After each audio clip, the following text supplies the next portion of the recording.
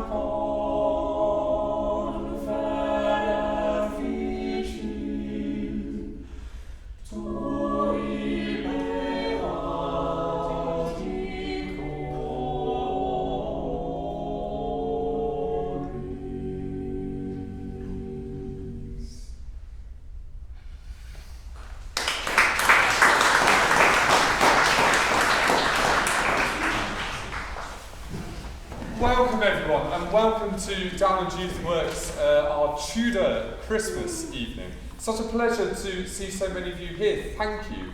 This is actually our first public concert, which is also surprising to sell out when you're an unknown group, but we hope we satisfied. The group you see before you is a selection of people who have come on the Dowland Youth Works scholarship scheme. Now, to explain what happened, we had Dowland Works, which is run by Emma Kirkby, and some of you will know her famous soprano soloist.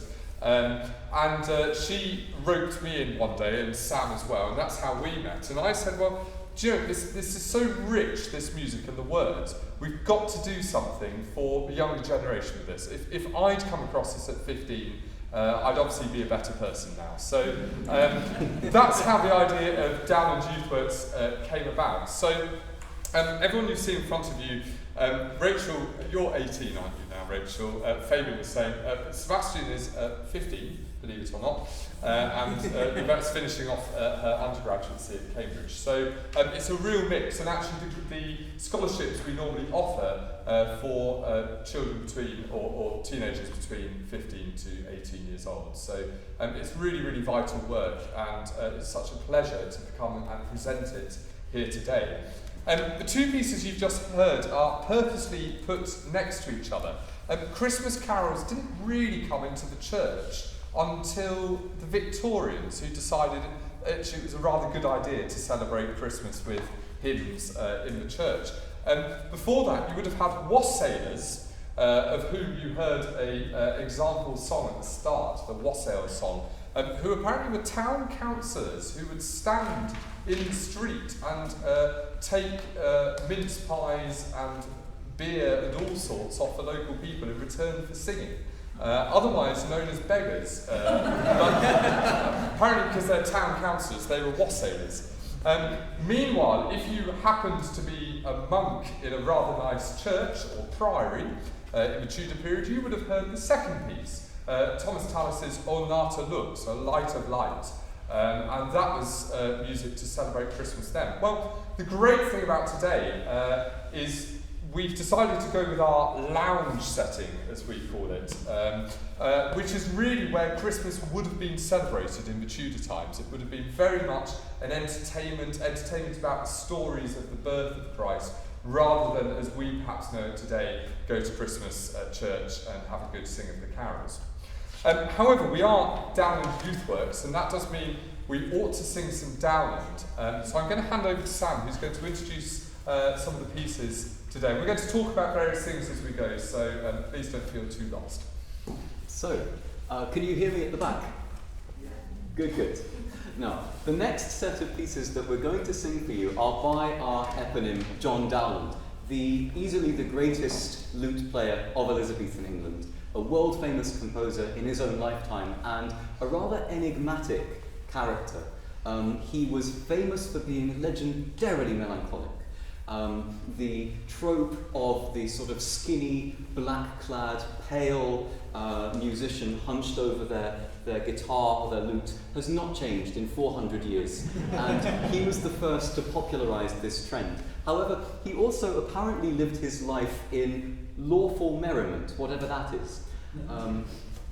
He was, among other things, a spy for Queen Elizabeth, and very nearly got his head cut off by getting embroiled in a Catholic plot. So a life of many colours and contrasts. We're going to start this set with a rather sweet love song, Awake, Sweet Love, Thou Art Returned. Before we do, however, I shall just need to tune up something that lutenists are, alas, rather famous for.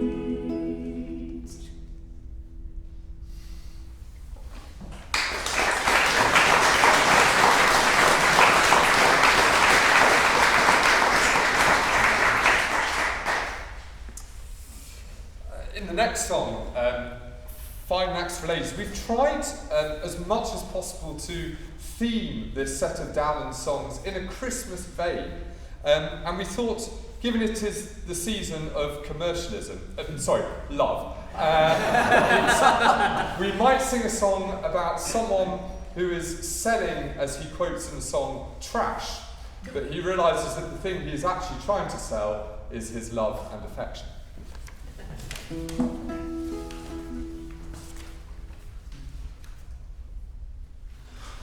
Fine master ladies, cheap choice we hand you, whose penny words, but money cannot move. Money give a fan, but for the fair to view, a beggar may be liberal of love. All my words may trash, the heart is true, the heart is true, 'tis true, the heart is true.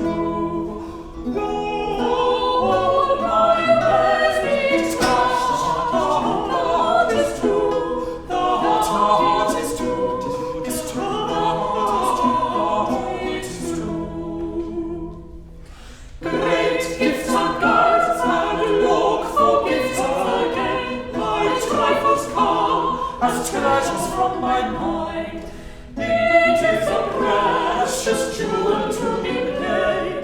Sometimes it shall be, or it tells we find. Oh, fathers, take a sheep, of me a grain, of me a grain, a grain, of me a grain. Oh, fathers, take of me a grain, of me a grain, a grain, of me a grain. Within this pack, pins, points, laces, and glass, and divers toys, fitting a country fair. But in my heart, where truth is sad and lost, turtles and streams, minstrels through the heavy air. Happy the heart that thinks of glory moves, of glory moves, of glory moves. Happy the heart that thinks of glory moves, of glory moves, of glory moves.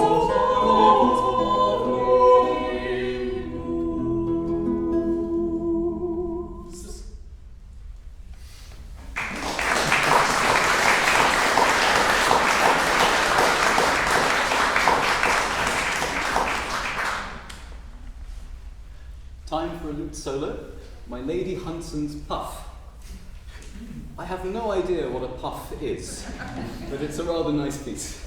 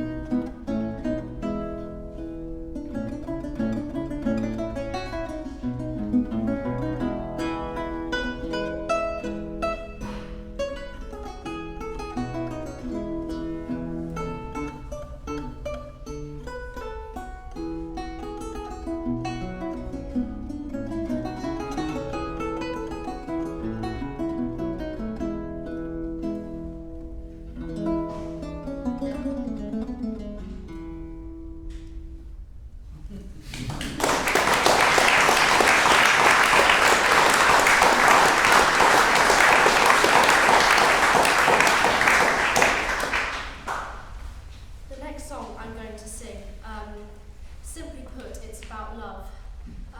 The aspect about the piece that struck me the most was it's one lover singing to another lover, but it's not defined as a man speaking to a woman or vice versa. So it makes this song really universal.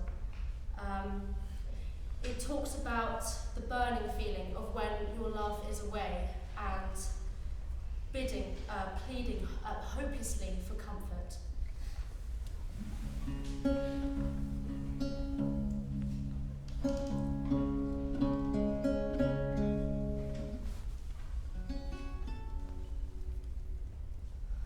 Love was sleeps that breed all day long, breed and feed this burning.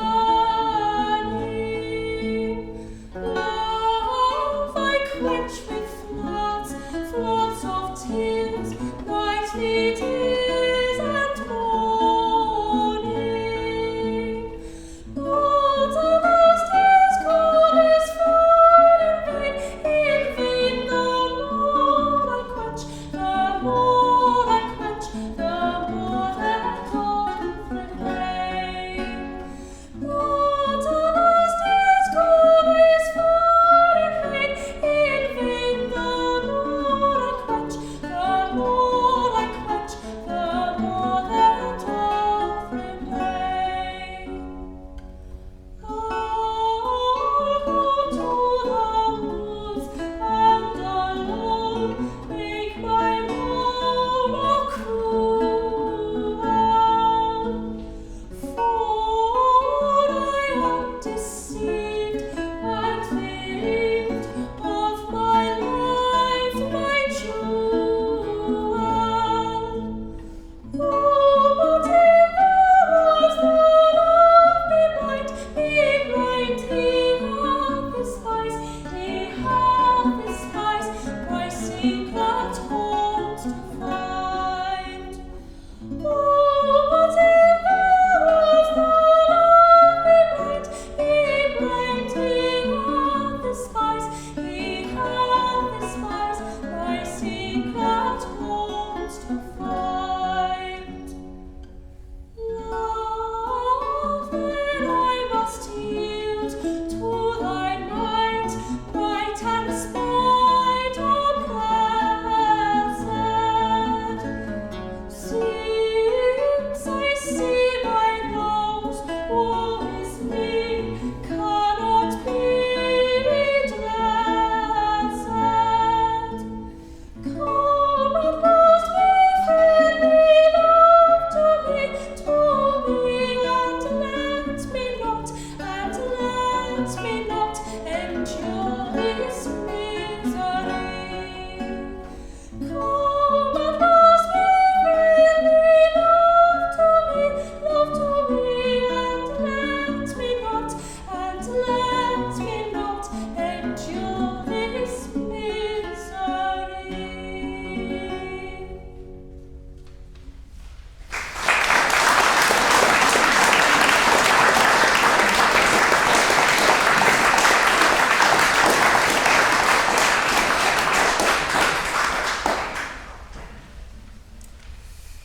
The next song comes from Dowland's Book 2. These are our slightly strange books we use, and there's a reason they're oversized.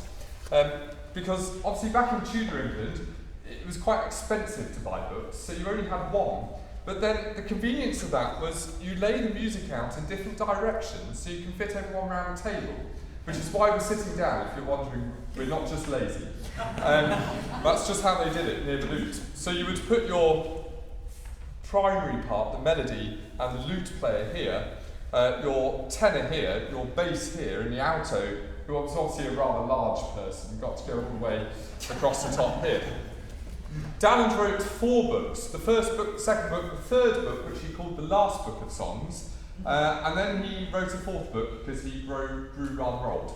And it's, the second book is quite a contrast to the first. The first book we heard Awake Sweet Love from, so I was trying to hit an Advent theme there of Thou art returned and Jesus coming to earth. And I thought I might keep that tenuous link going with this one now. But this book starts extremely mournfully. The first 4 songs, if you're ever feeling in a good mood, have a listen to the first 4 songs and you'll quite quickly feel in a sad mood afterwards. However, the 5th song, and was going for an Advent theme here of hope, Die Not Before Thy Day. The person in the book suddenly realises that actually all this misery and mourning isn't doing them any good at all. And actually, if they just trust in hope as their keeper, then there might be something worth living for.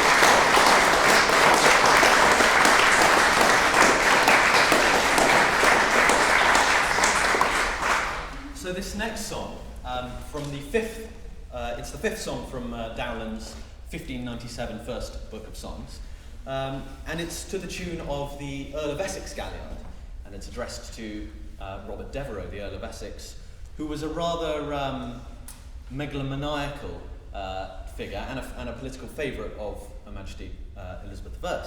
And I suppose to demonstrate his power for hunger, I ought to tell you about the occasion on which he turned up unannounced in the Queen's bedchamber to seek a political position. And as with a lot of Dowland songs, we're not entirely certain where the poem came from, but there's a possibility that it was written by the Earl himself. He would eventually be executed by Elizabeth for his failure as Lord Lieutenant of Ireland, but this is long before that happened. So this is Can She Excuse My Wrongs?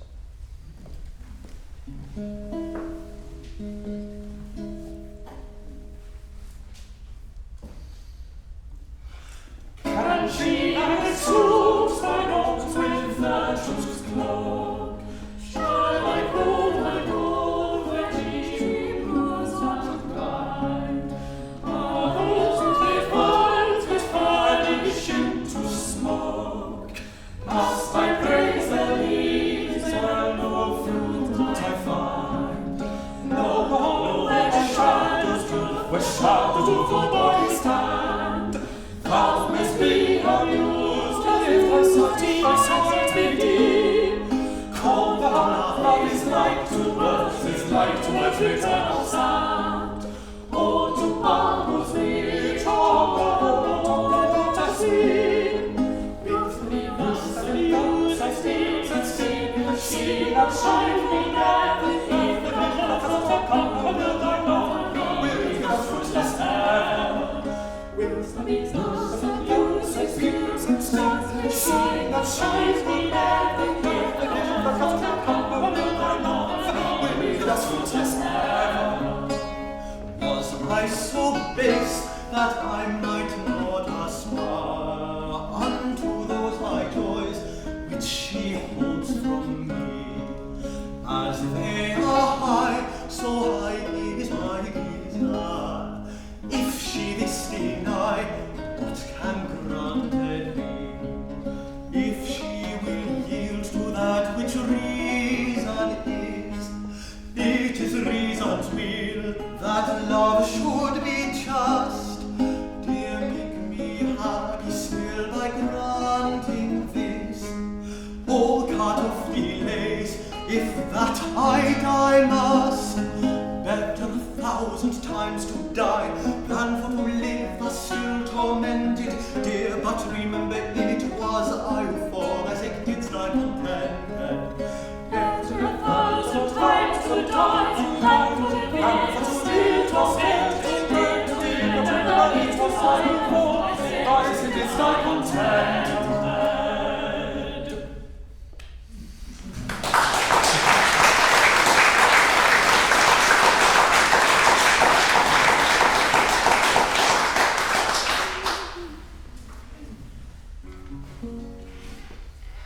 The next few pieces in the programme refer to the Duc d'Anjou, who was Elizabeth's most favourite suitor. According to David Starkey, if she could have married anyone, he would have been the one.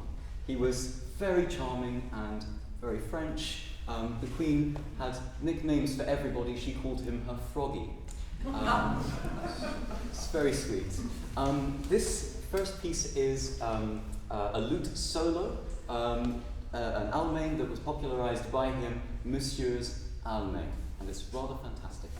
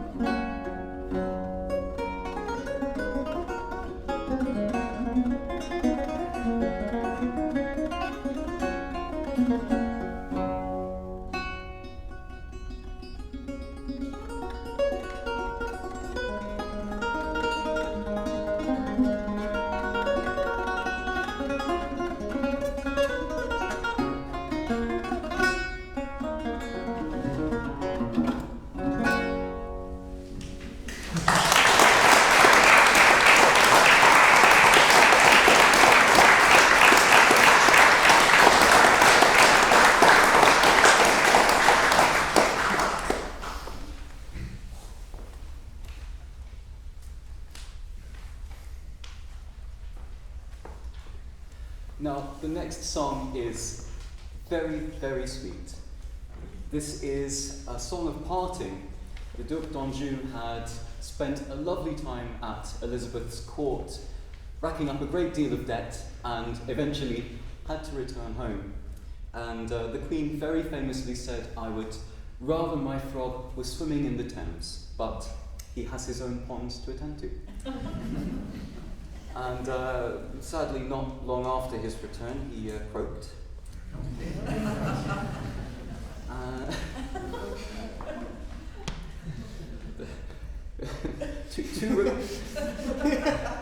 Two requirements of Dowland Youth Works: to love early music and to put up with bad puns. And when news of this reached Elizabeth's court, Dowland set this rather wonderful, bittersweet song of parting. Now, oh now, I needs must part.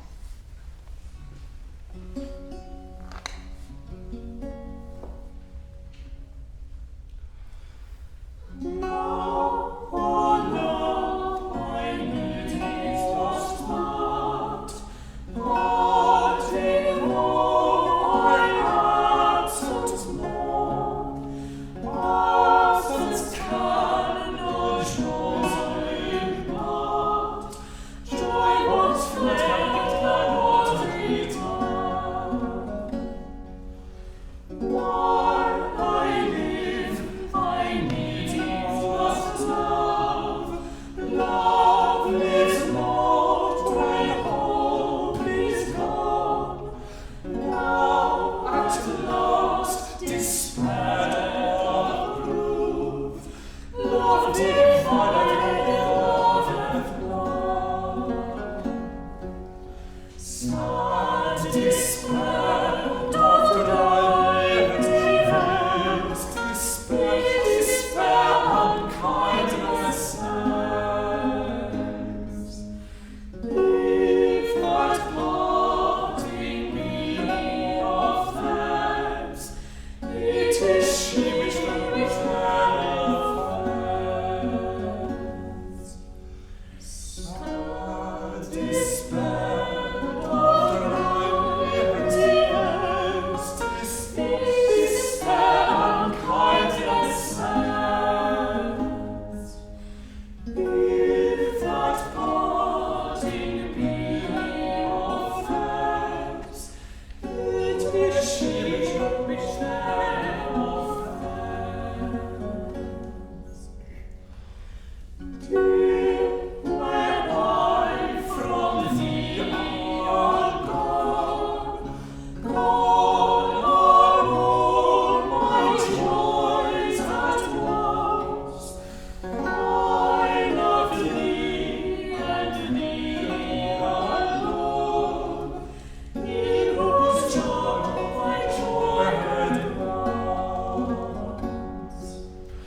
And although your sight I leave, sight wherein my joys do lie, till that death doth sense believe, never shall affection die.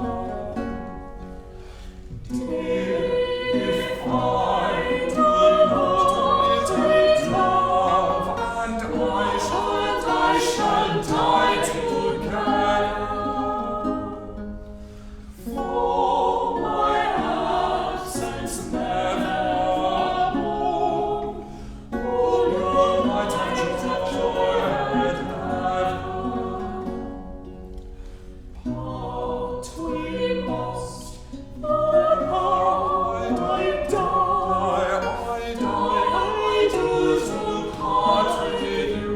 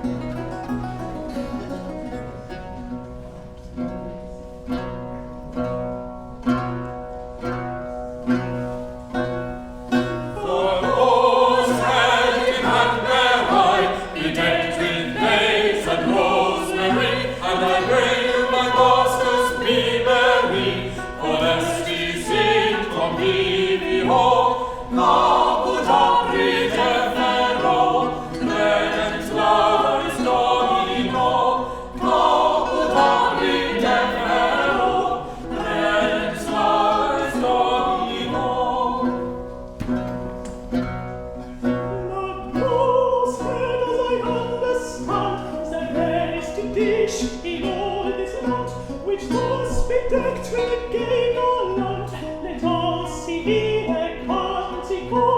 Caput breede, redens lares domino. Caput breede, redens lares domino.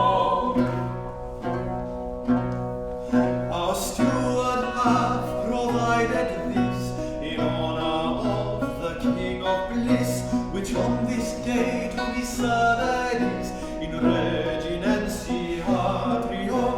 Caput breede, redens lares domino. Caput breede, redens lares domino.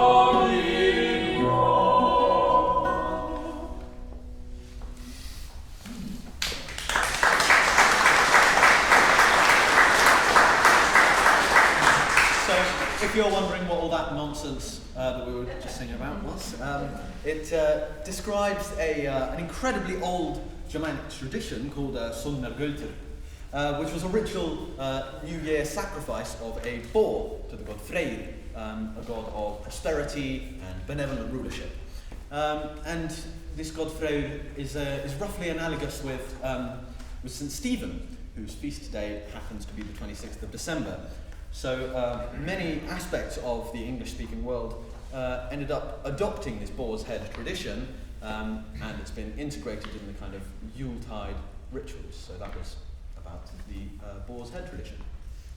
And I'm sure the next piece needs no introduction.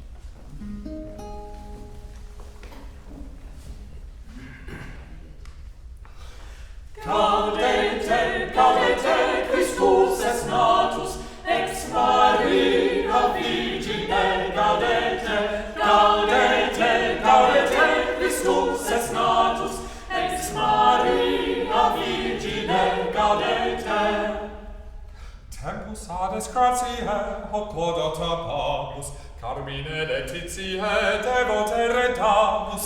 Gaudete, gaudete, Christus es natus, ex Maria Virgine, gaudete.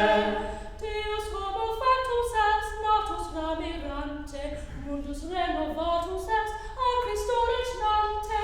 Gaudete, gaudete, Christus es natus, ex Maria Virgine, gaudete.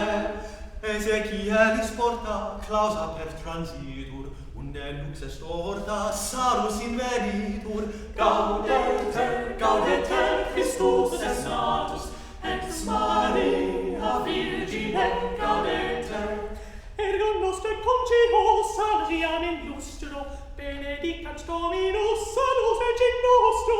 Gaudete, gaudete, Christus es natus, ex Maria Virgine, gaudete. Gaudete, gaudete, Christus es natus, ex Maria Virgine, gaudete.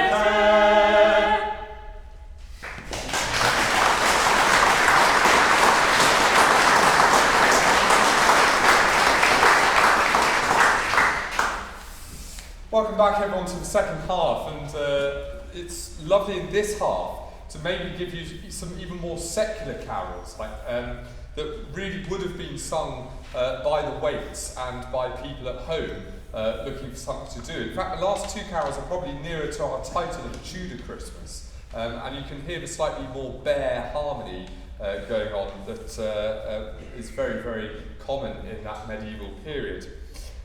We are going to nip back to John Dowland, and Sam's going to introduce something from that. We're also going to hop around the country and briefly quem pastores to Sweden as well, for where a book called not Canton Sophie, sorry, a book called Pi Cantones was written, and it was written as a hymn book for a church school in a city in Sweden, and from there we derive many, many tunes, including quem pastores as well. So, Sam, over to you. So, we are going to sing for you an absolutely gorgeous song. Sweet was the song the Virgin sang, and it's a lullaby, and a very beautiful one. and I will play beforehand an absolutely gorgeous ballad by Dowland, Orlando Sleepeth.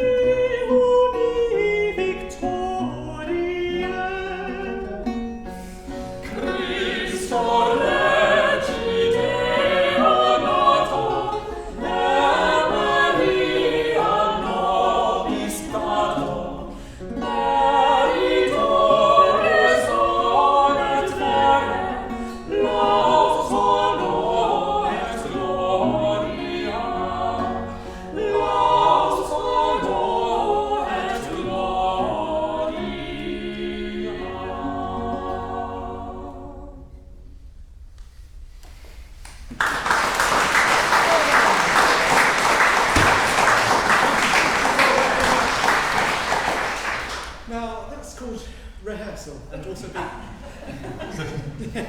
Right, anyway. The next piece, the Coventry Carol, originates from a 16th century play called The Pageant of the Sheperds and Tailors. This play is part of a cycle of medieval mystery plays called the Corpus Christi pageants, and was performed during the summer in the city of Coventry. Sheperds and Tailors is a depiction of the Christmas story from the Gospel of Matthew.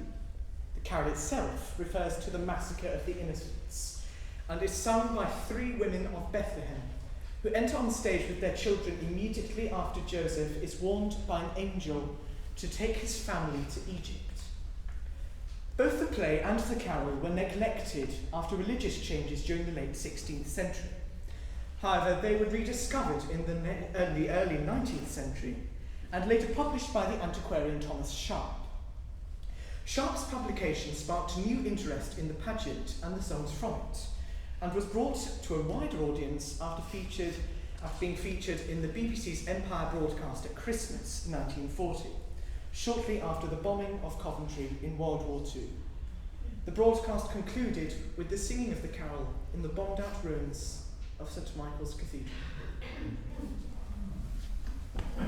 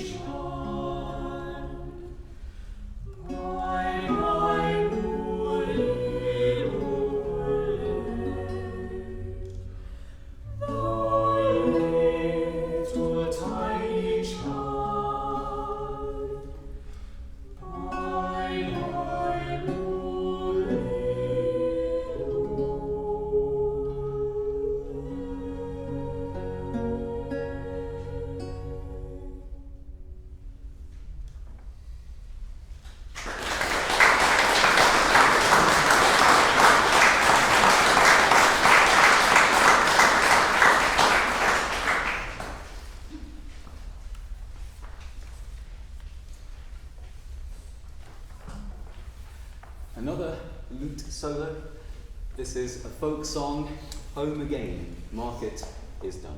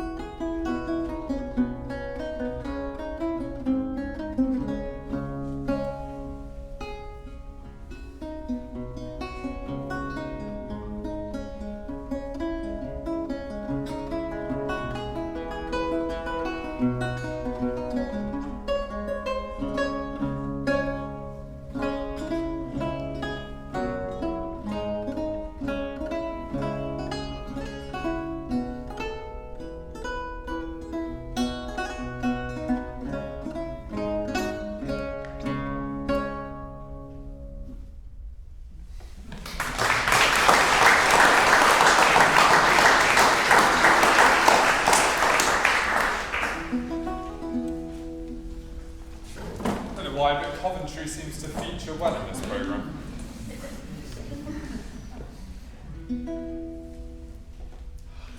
As I outrode this endless night of three jolly shadows, I saw us, and all about their songs of joy was shone bright.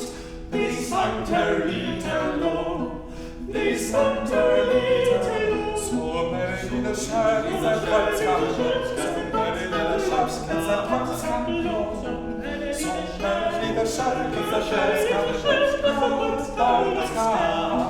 blow, so merrily the shadows and lights can blow, so merrily the shadows and lights can blow, so merrily the shadows and lights can blow.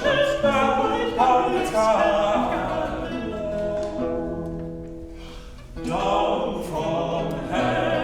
from heaven so high, of angels and angels with my great Holburne, with mirth and joy and great solemnity, they sang Merrily, they sang Merrily, so merrily the shadows and lights can blow, so merrily the shadows and lights can blow. So merrily the shadows and lights can blow, so merrily the shadows and lights can blow, so merrily the shadows and lights can blow, so merrily the shadows and lights can blow.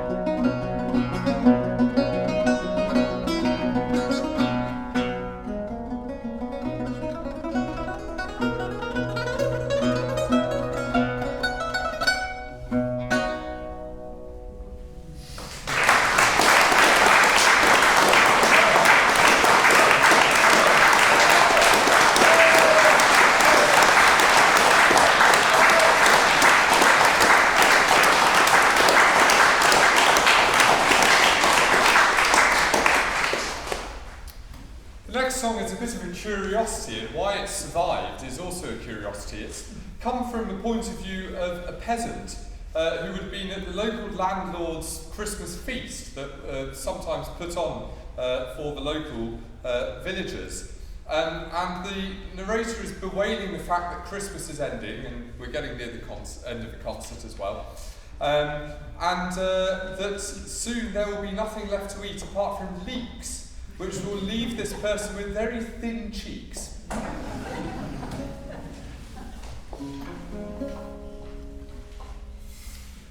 Christemas hath made an end, well a day and well a day. He that was my dearest friend, oh, is a pity. For with a heavy heart must I now from thee depart, for to follow plough and cart all the long day after. Christemas hath made an end, well a day and well a day. He that was my dearest friend, more is the pity. And so fast is coming on, well a day and well a day. He that loves not anyone, more is the pity. And I fear that both my cheeks wilted then from eating leeks. Wisest then is he that seeks for a friend in a corner. Christemas hath made an end, well a day and well a day. He that was my dearest friend, more is the pity. It doth grieve me to the heart, well a day and well a day. Beyond my friend thus to depart, more is the pity. Christemas, I fear 'tis thee that hath thus forsaken me. Yet for one last hour let be, I will still be merry. Christemas hath made an end, well a day and well a day. He that was my dearest friend, more is the pity.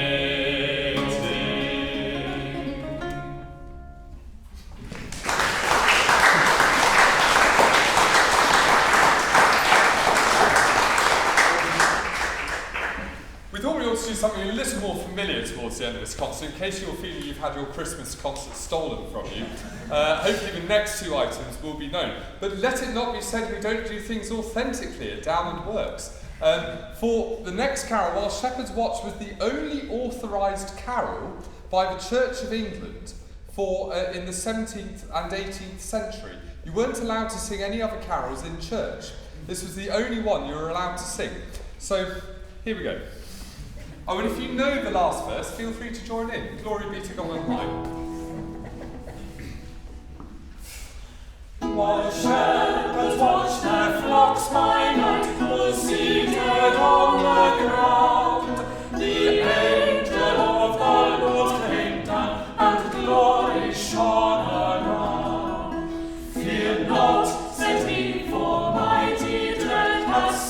their troubled minds. Glad tidings of great joy I bring to you and all mankind. To you in David's town this day is born of David's line a Saviour who is Christ the Lord, and this shall be the sign. The happy babe you there shall find, with whom and who is great, who reeling at his swathing bands, and in a manger laid.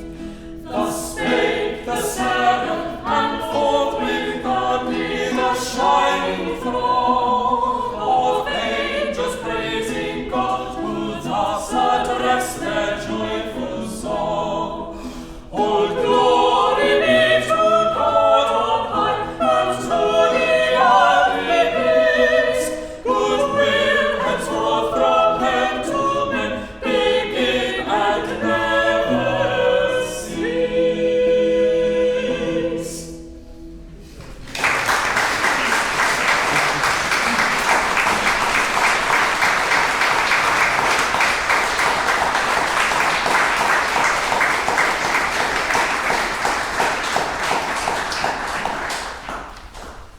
Thank you very much. We are coming sadly to the very end of our programme, and at this point we'd like to make a few thank yous. First of all, to the Holburne Museum, particularly to Jono and to Spencer and the team for having us. It is such a joy to be here. As we've mentioned before, this is Dowland Youthworks' very first outing, and we do hope there will be many more.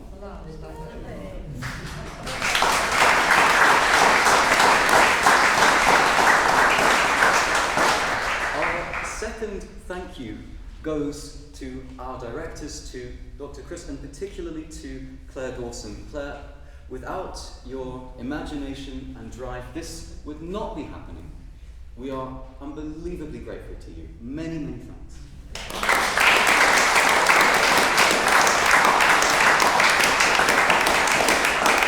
Dowland Youthworks was set up somewhat informally a few years back. We have only just this year become official. And we are open to anybody. There is no fee for the scholars. We offer 8 scholarships a year, and the only requirements are that you have a love of music. With luck, you could bring a pencil along and and put up with my terrible humour. This is the only requirement, and we want this to be available to anybody. If, like you, like us, the thought inspires you, please do get in touch with us. We are entirely privately funded. It would be absolutely lovely to have a chat with you afterwards. If, as I say, you are as inspired by the process as we are. We offer 8 scholarships presently. We would like to offer more. And our final thank you should go to you for being here for our very first performance. We do hope that you've enjoyed it. Thank you.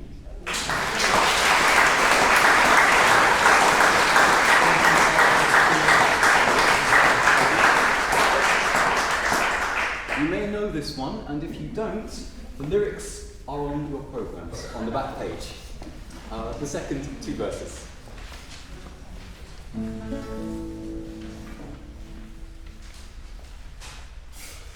Ding dong, merry on high.